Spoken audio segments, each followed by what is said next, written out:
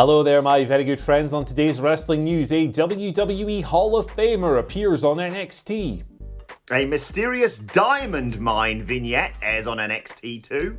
Gonna tell you when Finn Balor is coming back to WWE television. And how the roster really feels about crowds coming back. I'm Adam Wilborn. And I'm Andy Murray. And this is the news. All right, let's kick things off by talking the $1 Million Man, Ted DiBiase, who was on NXT last night, showing up to get the better of Cameron Grimes. So, obviously, Cameron Grimes has mentioned Ted DiBiase a whole bunch of times, especially since he came into money through stonks. Is that the word? Stonks? Yeah. And Dogecoin. The internet is a weird place and it has passed me by. Anyway, yeah, there's been a bunch of stuff last week. Ted DiBiase outbid him on an NFT. There was all kinds of things going on. This week, Cameron Grimes decided that he was going to go and buy the most expensive watch in the city. So he went to a jewelry store, he tried on this watch, he bought it. Somebody comes out from the back of the jewelry store and says, hey, it's not a bad watch, pal, but it's not a $1 million watch. Ted DiBiase right there, laughing in Cameron Grimes' face, as he's prone to doing, makes his leave, goes to the back. Cameron Grimes is fizzing. So DiBiase was actually on Booker T's Hall of Fame podcast a few weeks ago. Said the following: as a matter of fact, I'm supposed to go down to the developmental center pretty soon. I think I'm going to do something with the new guy, their new money guy, Cameron Grimes or something. That's actually what he said. I'm going to have a little feud with him. So that suggests there'll maybe be more from the affluent duo. But yeah, Ted DiBiase, personal favorite of mine, so I got a little kick out of seeing him on NXT television last night. Yep, you like Cameron Grimes, Wilborn. Tell us what you think. Yes, big fan of Ted DiBiase, of course, but that all aside, put some goddamn respect, Ted, on Cameron Grimes. Put some respect on his name. Understandably, Anne-Marie, I adored this, and also, hate to say I told you so. No, I don't actually. Me and Sige literally called this on the podcast yesterday. If you're not listening, I don't know what you're playing out. WhatCulture Wrestling, wherever you get your podcast from. Look, obviously this has been teased for a while. It's not exactly a big surprise that I've suddenly spoiled for everyone on yesterday's podcast. But I think this is genius. I think this is the right thing to do. I've never felt so old as when people talk about Bitcoin and stonks and bloody. I don't even know what an NFT is. I have no idea. Absolutely not a clue. But I think this is a really great bit of booking. I'd like to see, me and Sid talked about this today, I'd like to see them slowly realise that they've got more in common, and to rather than do the sort of like, oh, I hate you, you've got more money than I have, like, get them together, give Cameron Grimes the $1 million belt, because they do enough bloody odd couples. Why not have a couple that actually have something in common? And Ted DiBiase is obviously not going to get in the ring, but having him in the corner for Cameron Grimes as he either defends that $1 million belt or maybe even goes after something like the North American Championship. I think it's great. I think Cameron Grimes deserves the world, and understandably, absolutely thought this segment on NXT was absolutely fantastic. It was fun, and I had a good time. Exactly. And something else happened on last night's NXT. This weird vignette about the diamond mine. It was sort of like MMA focused. It saw people walking into a cage. It had pseudo-motivational phrases like pressure makes diamonds, push beyond, and pressure is pleasure. No idea what's going to be. Could be a wrestler, could be a stable, could be a show, could be the return of CM Punk. You heard it here first. Regardless, they've wanted to use this title, whatever you want to call it, this phrase for quite some time. They had trademarked it back in December of last year. I, for one, Andy Murray, am intrigued. Yeah, it's a new thing, and new things by default are exciting, but the vignette was like, it didn't really do a whole lot to fire you up for what this is going to be. It was just like, here's some corny, motivational slogans. Fight the power, or work hard and pay off, whatever you want to say, with some kind of like stock-looking MMA footage. It could be anything, right? MMA, maybe it's like something to do with Marina Shafir and Jessamine Duke. They've been off TV for a while. Maybe it's Phil Brooks, the MMA sensation. I saw some people on Reddit, of all places, saying, hey, it might be Tessa Blanchard because of the diamond in the name. That I don't know about that one, friends. That seems like a bit of a stretch to me. But yeah, it's something new. It's something exciting. It's something to follow. All of those things are good. So hopefully the payoff's good and it's not just, hey, the NXT ring is now an octagon for reasons. That Raw Underground's moved to NXT or some bollocks. No, I think for me, all my money on Conor McGregor coming to NXT. There you go. That's where the smart money is. Or maybe that's where Colby Covington will go once Kamaru Usman breaks his jaw for a second time. Please. Finn Balor, he's had a broken jaw before, probably. Nice. He's coming back to NXT next week. We learned that on last night's show. Balor tweeted and Instagrammed some pictures. He's been on vacation, him and his other half. They've been in Mexico, recharged, refreshed, and refocused, he says. He's coming back next week. We haven't seen Finn on NXT television since Stand and Deliver when he got his ass kicked by Karrion Kross, lost the NXT Championship, but he's coming back, new direction. No idea what he's going to do. Probably just cut a promo and go, I'm a cat and you guys are mice and you've drank all the milk, you cheeky little rats.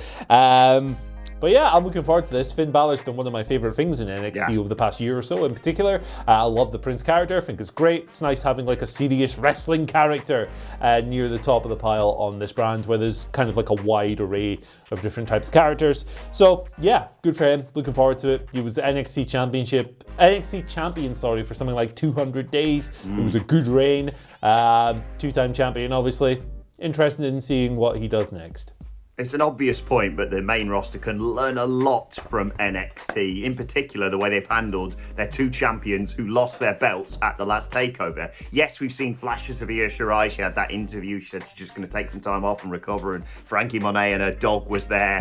And like you say, Finn Balor is going to be coming back next week. But you don't have to bring them back the day or days after they've lost the belt for them to suddenly say they want another match against some other goober or another title shot or whatever. I'd be happy to watch Finn Balor Karrion Kross 2 or even Io Shirai Raquel Gonzalez 2, but yeah, just give it space to breathe. Can't wait to see Finn Balor back, and yeah, it's nice if you can get it in terms of getting away and having a nice holiday to refresh. And he's currently, pissing it down here in Gateshead in the sunny northeast of England. Anyway, final story today surrounds what the main roster, or the roster in total actually, thinks about the return of crowds. This has all been sparked by, of course, UFC 261, which took place over the weekend and had 15-odd thousand people crammed in to a stadium enjoying what was a phenomenal card. Get well soon, by the way, to Chris Weidman in particular. But WrestleVotes tweeted that whilst they aren't exactly actively campaigning to have, full crowds back in attendance, they saw that and saw what other people are doing, not just in the US, but presumably worldwide. Even here in the UK, we had fans in attendance at the League Cup final over the weekend as well. And are campaigning, by the sounds of it, Andy, for crowds to return in some shape or form, whether it be 50% capacity or whatever it may be. I'm inclined to agree with them. A tough one, really tough one.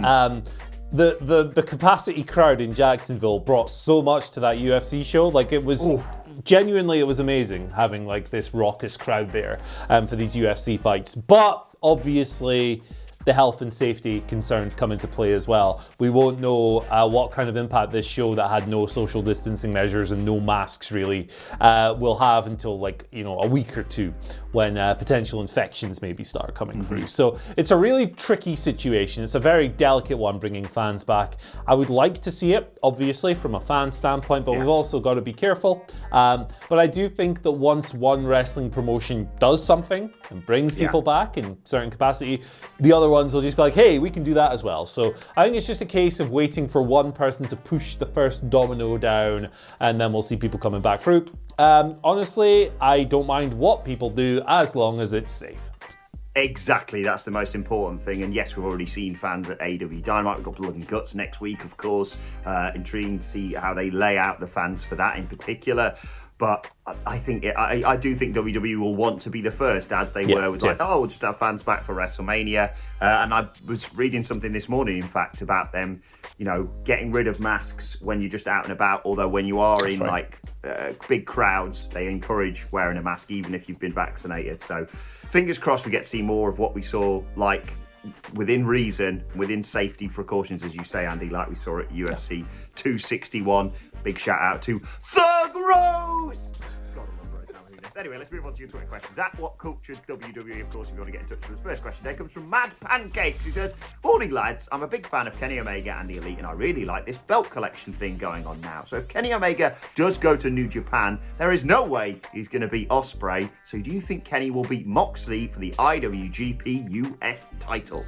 Yeah, I think the reason he's not going to beat Will Ospreay is I think Will Ospreay is going to lose the belt next month to Okada. Feels like a short title reign to me. So, I think the US title is a lot more realistic, obviously, because Moxley's in the US and they're in the same company and they can change it over without having to travel over here and deal with restrictions over there and everything else. I do think you're onto something. Maybe that could be the pay-per-view match for Double or Nothing, because we don't know what the heck Kenny is going to be doing at the pay-per-view yet. Maybe they do it for both belts.